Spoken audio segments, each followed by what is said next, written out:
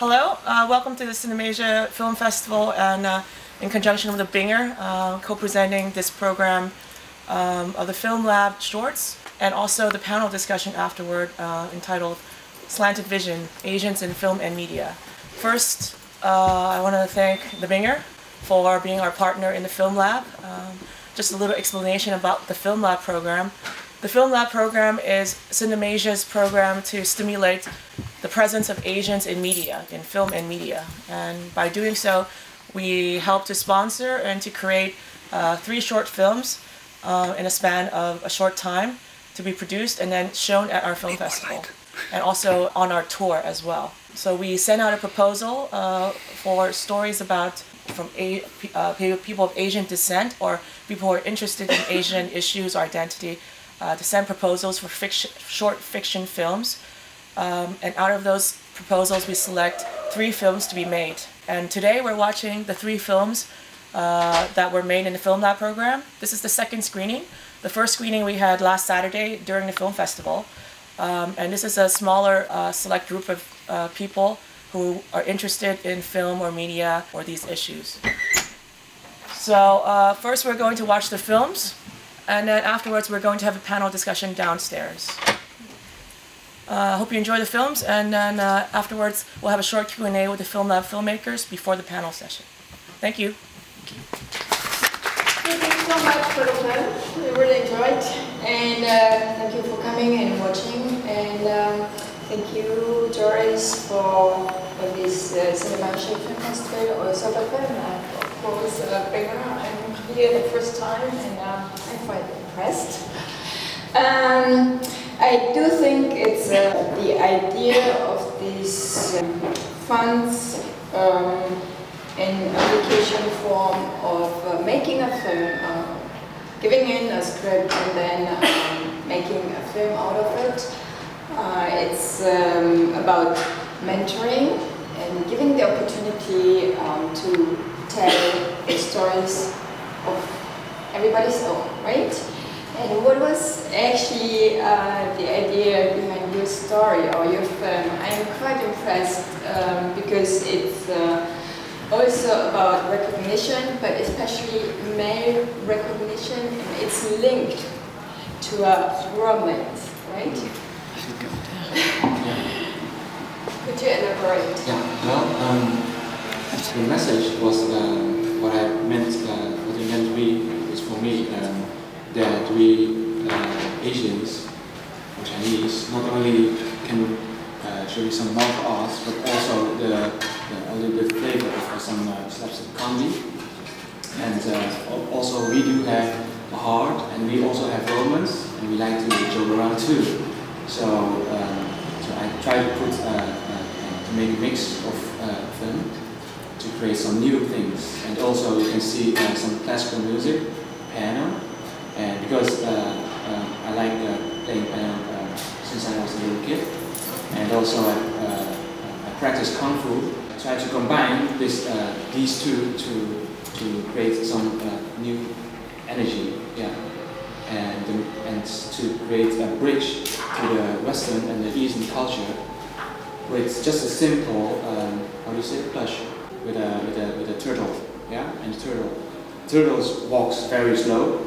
But it comes to the end to bring them together at the end. And the message is for the youngsters here out there and the talents that if you have a will, if you have a dream, go chase it, don't wait for it, and you will be there. I think it's also a Chinese saying, right? Yeah. Right. Yeah. It's very famous, so you have to. The journey begins with the first step. With right? the first step, yeah. A film about representation in terms of what's visible and what you refer to as a member of a minority. Could you just tell us more about your film or how you came to this idea especially?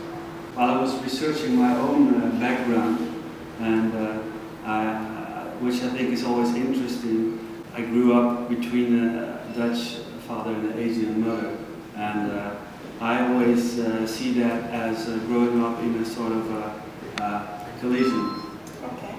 And while researching where my mother came from, I found the story of the South Moluccans here in Holland, and that's just that's been a story of living in a collision between two cultures for 60 years now, 3 generations, and they still haven't given up having their own home, which they never had, which is just it's sad and fascinating. So would you say it's kind of a surge of identity or longing for identity, or? Yes, well, it is. I think. Well, I guess it is about how you find your direction when you're in between two cultures that pull you, the Dutch one and the Asian one, and how to make something out of that. What do you do? What does the main character do? Yeah. Alright, he sets free his wish, actually. Yeah. It's polyvalent in many terms. Yeah. I did not quite understand either the woman was Chinese, Dutch, or Indo-Dutch, because that was the interesting point, because from her look I couldn't just fix kind of her origin or identity, and I think that was a good point actually, and then he sets off on a journey also to free herself. Yeah, for me it's actually a universal story. I mean, she is Chinese, and I didn't want to delve too much into that. I mean, she is Chinese, and she comes from a background in which families are more connected.